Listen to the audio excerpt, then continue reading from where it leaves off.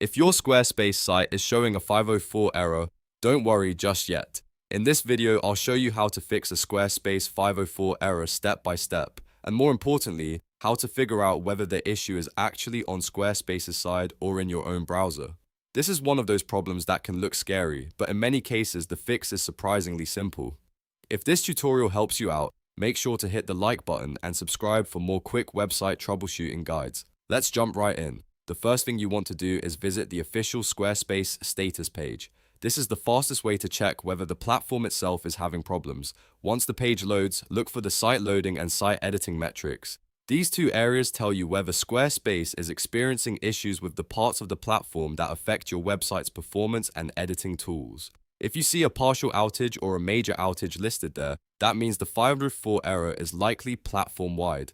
In that case, the problem is not something you caused, and there may not be anything you need to change on your end. Squarespace's internal engineering team will already be working on a back-end fix. When that happens, the best thing to do is wait, keep an eye on the status page, and try again later once service is restored. If the status page does not show any major issues, the next step is to test your site in Incognito Mode. Open a completely clean browser window using Incognito or Private Mode, then try visiting your Squarespace site URL again. This step is important because it helps you check whether the error is being caused by stored browser data, extensions, or corrupted session files. If your site loads properly in Incognito Mode, that is a strong sign the problem is with your regular browser environment, not the site itself.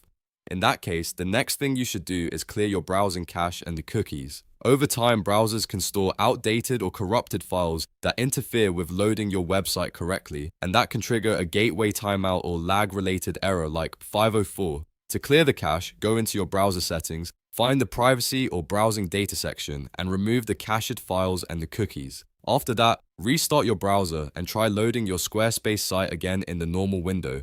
In many cases, this fresh start is enough to remove the problem completely. If you're still seeing the error after that, go back and double check the status page one more time, then retest in Incognito. Sometimes the issue is temporary and resolves on its own within a few minutes.